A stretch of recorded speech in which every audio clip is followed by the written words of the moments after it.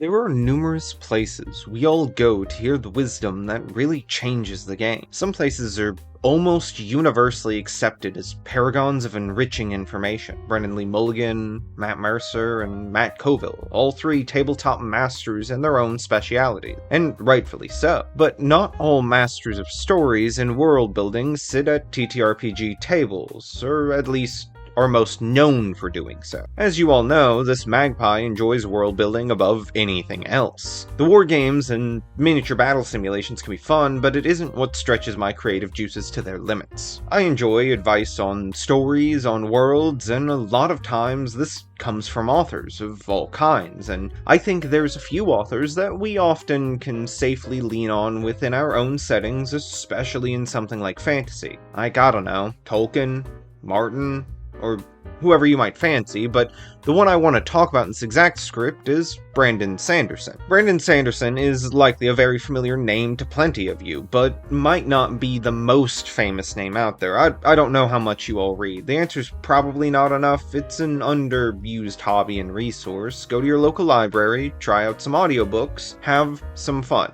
Books are neat, and they're approachable for everyone. But yes, Brandon Sanderson. Why him? Why here? Because he phrased a bit of advice in a way that resonated with me into my world-building core. He decided that he didn't want to write the stories like Grandpappy Tolkien, so he needed to kill his elves. And today, that's exactly what I'm going to do with you. We're going to explore corners of your world underexplored, or with standard issue coats of paint that you're not working out that brain muscle to get anything going. So without further ado, I'm your creative magpie helping you build your best worlds, and let's get started. Yes, let's get started somewhere wet. No, not a majestic dragon, not a tragic prince, a frog. Wet rock on the edges of a moonlit pond, witnessing a war that doesn't even know it exists. Because if your fantasy races all feel like slightly reskinned humans with pointy ears or scales, it might be time to hand the camera to something small. We'll be talking about 5 fantasy races, how they can explore a world in a myriad of different new ways, a quick roadmap, 5 custom species inspired by something. You tell me in the comments if you've caught on to what it might be inspired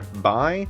But aside from that, business as usual. Use my creations, change them, throw them out. The real goal is to teach you all about what to do in your own world, and looking at them by killing your elves. As mentioned with our frog, we'll actually be talking about the dartrog. They're small, frog-like, and smart in ways that matter. Quick problem solvers, social, absurdly adaptable. They don't build empires, they find solutions. Their calendar is weather patterns and flooding cycles, not a royal anniversary or tax season. A great dartrog city might just be a network of wells, cisterns, and cellar holes, secretly linked under a human capital. What do they look like? Height, head to toe, round about the range of the bottom of the palm to the top of your utmost fingertip on any adult human man. They're dressed and armed in bottle-capped shields, needle spears, and wax paper cloaks. They are brilliant inventors capable of problem-solving and adapting magic and technological advancement, but that doesn't mean they don't see the worth in the world in a different scale. To a knight, a dartrog might be a pest. To a dartrog, a knight is a mobile architecture that occasionally drops free metal and material. Consider, where does the wizard dump failed potions? Because a dartrog might live in the runoff. What does a war look like from the ditch? Because the ditch is the home of a brilliant but largely unknown great world species. Let's try a writing exercise. Take a location from your world. Now, describe it from the POV of a dartrog. How do they make do in this setting? What can they harvest for materials? How can they thrive? And yeah, I do imagine that dartrogs could use standard issue frogs as mounts. I imagine similar to frogs, they have an aversion to strong odors. Halflings, dwarves, gnomes, boo. Kill your elf. Those smaller folk races aren't small enough. Stop zooming out of your world to fill out your world map. Zoom into your towns, your castles, your forests. Zoom in so close that the cobwebs matter.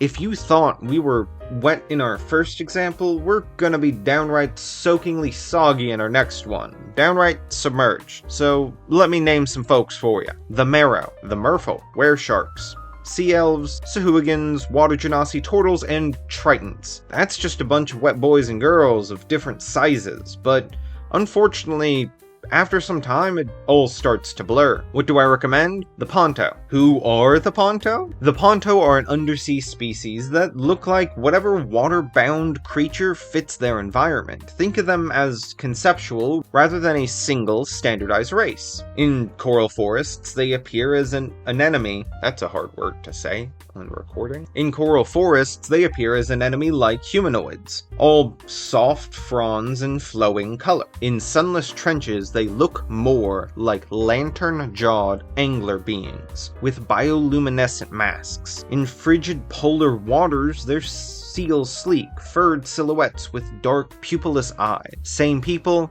same culture, different scales, fins, and ways of doing what they do best. This comes from the most of the evolution and the supernatural sea life Taishin, the Hydra god responsible for the regeneration and adaptation in my setting. Evolving alongside and without fellow fishy friends, the panto believe identity is environmental. You're not a person who lives in the deep, you are the deep, currently walking around. They freely alter themselves, ritualistic body modification, bioluminescent tattoos, seasonal morphology. A panto who migrates to a new region might literally shift into a new body or form just over a few months, but keep their same name. The regeneration of the goddess Hydra allowing for that great change in their forms. To a surface dweller, it looks like dozens and dozens and dozens of different species and subspecies. Underneath, though, it's one culture, spread thin across an entire ocean, or the world's ocean. Stop inventing 8 similar fish people cultures that you'd never have time to flesh out anyways. Take those ideas and ask, could all of these undersea people be one species with regional expressions? Not just elves with different color palettes, but truly one species under the same shared identity and beliefs. Could shark folk, whale folk, and eel folk just be occupational or clan variations? When you condense, a few good things happen. Cultures deepen instead of multiplying shallowly. The panto shows you don't need more species, you need clearer ones. For our next one, maybe not every elf needs to die. You've heard of goliaths before. D&D didn't invent the word. Your world probably already has giants, ogres, trolls, oni, and possibly even great titans.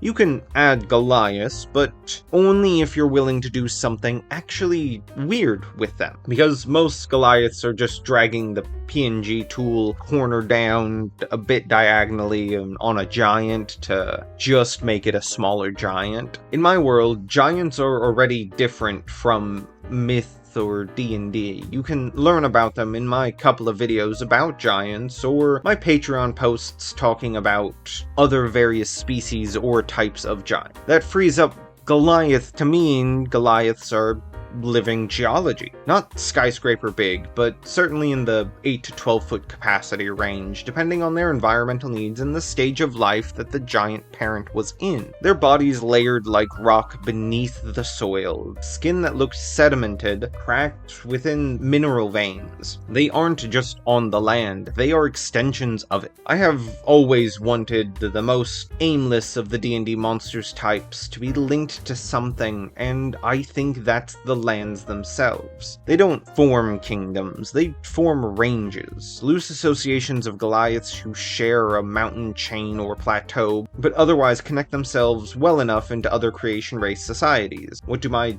Goliaths teach? Don't just rename them. Reimagine them. If you take a familiar fantasy race, you own it, and you owe it to yourself to give it a sharp, conceptual twist, a reason to exist that's different from the version people already know, because not every elf needs to die. Orcs, dwarves, dragons, giants, any of them can be brought into this conversation. If I stripped away their name, would they feel like the same piece we're trying to kill? Slay your standards and tropes. Maybe not all of them, but you're brilliantly creative. Let that shine. For Goliath, you might choose any weird pivot. They're failed attempts at building mountains. They only wake when the land's in distress. If you can describe your version of a race in one sentence and it sounds like the core D&D book with one adjective added, jungle dwarves, desert elves, keep going. you're not done. You're not wrong, you're just not done. It's come to me at this point in the script and recording process that I did in fact realize that one of the biggest things I changed about my Goliaths was they have 4 arms now. That might be a key factor in helping you all determine the mystery of what these 5 fantasy races are in part inspired by, and I just left that out. So, my apologies, but back to the actual script that I wrote. Next up come the keland, which are coal-based fire elementals, but unlike normal elementals, they come with the souls and are holy creation races. They're born in places where coal seems to ignite themselves underground. Their bodies are smoldering and burning charcoal, veined with embers of light, with live flames licking up into the air around them. They struggle with longevity, burn too hot and you die quickly, go cold and you hibernate for decades as a lump of carbon until the right heat stirs you awake. There are not many keland, that's the point. They don't have cities, they have hearths. Hidden caverns where 2 or 3 elder keland tend to living flames and teach new ones how to not burn out. They tend to be close in relationship to fire giants in particular, as the giants protect them from being captured and slain for their valuable body that make everforges. A single keland visiting a creation race city is an event that people will tell stories about for generations. The living flame. Many cultures might never even confirm that they truly exist, only hearing about walking coals who speak from travelers or delirious miners. They are a symbol of rarity in the world. If players have never met a keland, rumors become content. Rare races can't field armies, but they can be crucial in specialized roles. You don't have to design an entire keland continent, you design a set of myths, a handful of individuals, a few locations. Use them as spice in your world, not a staple food on the menu. And if players want to play them, they're going to be special little fires walking throughout the world, like a comment, brief, rare, and unforgettable. And we're quickly on to the last one, and it might come with the most important lesson. We have aerocinetics, reptile-like speed demons. Well, not demons in the literal fiend sense, but more in the general expressive sense, who are long-legged, raptor-like lizards, tails used as counterweights, scaled aerodynamic ridges in their body shape. Aerocinetics can accelerate to terrifying speeds, but only in short explosive bursts. They're far more like missiles or sniper shots than marathon runners going 200 miles per hour. Because they're fast, their culture revolves around that. Races and challenges, but not just who is the fastest, maze sprints, delivery routes through dangerous terrain, parkour in dense city, even timed hunts or hunting of dangerous species. They too don't build deep empires. I don't actually know if I have many empire-aspiring races in this gaggle. We killed the elves and didn't exactly fill that void, so whoopsies on that. Good thing I didn't kill my elves, actually. I killed my dwarves, my gnomes, and my halflings, but what the aerocinetics build are famous routes, legendary runs, stories of making the Kessel Run in 12 parsecs. But what do these little speed demons teach you? My dearest adventurers, have fun. Include what you like. It's a slogan I don't really say as much as I should, so let's focus on it right now. Create what you love from what you love. Have you pieced together where these races are inspired from? Any of these names mean anything to you? Gray Matter, Ripjaws, Forearm, Heat Blast, and Accelerate? I don't know. Maybe could have been a little bit of inspiration. Might even have a thought or two about a Diamond Head, Wild Mutt, Ghost Freak, Stinkfly, and Upgrade. Fantasy world building often drifts into kingdom versus kingdom, ancient curses, and fallen gods sometimes. Oppression metaphors or grimdark everything. None of that is bad. But if everything is heavy, your world starts to feel like a homework assignment. Aerocinetics are a design reminder. Add joy-based culture. Not everything is survival-based. Make room for sports, pranks, art, joyful tradition. Not all serious fantasy has to be solemn. Consider a sacred global race where aerokinetic runners carry news, cures, or holy flame. Or a city designed with sky bridges and rails primarily because aerokinetic architects just thought it would be fun to sprint across them. They might be art to some, but they're only useful to local or visiting aerocinetics. And why might you ask? Because it might be cool. But you see, it doesn't have to be an aerokinetic you introduce. Introduce mechs, magic eyeball ninjas, sentient sponges that have annoying voices, or in my case, kaiju. Just make your worlds fun. Putting it all together, how do these 5 reshape your world or at least rejuvenate it?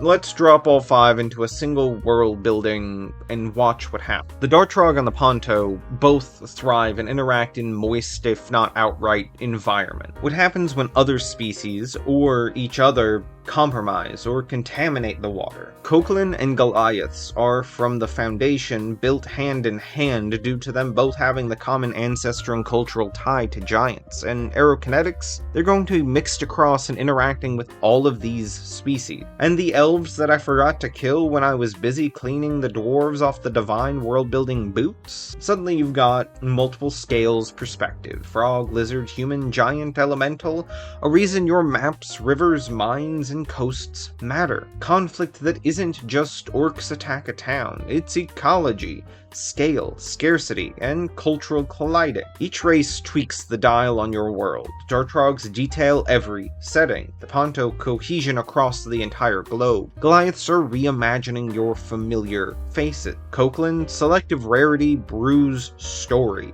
And aerocinetics are fun. You don't have to use this exact species, but you can absolutely steal the jobs they're doing. Who in your world is physically tiny or socially insignificant, but sees everything? What does the world look like from where they stand? Which races of yours could be merged into a single species with a strong internal variety instead of separate, thinly sketched peoples? Pick one common fantasy race you're using and try and change one fundamental relationship they have to the world, whether that be time, memory, environment, reproduction, or their senses. Name one race in your world that almost nobody ever meets. Decide why they're rare and what makes them a major piece of knowledge or magic only they control. What species or monster did you make because you wanted to? Answering those will do more for your world building than adding 3 more kinds of elves.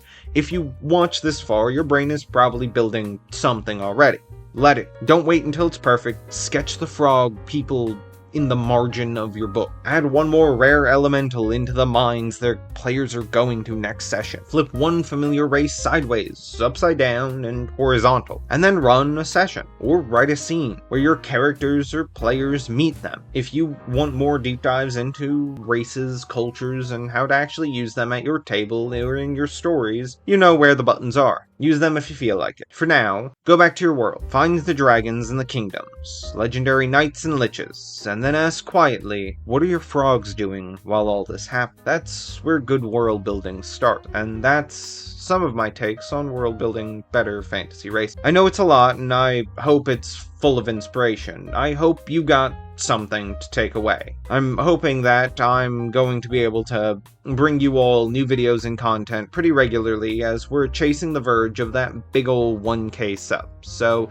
if you want to be a part of that journey, hit that subscribe button. Likes and comments bring me joy and whimsy in this cruel, cruel world. But until next time, my dearest adventurers, thanks, and thanks again for watching. Magpie responsibly.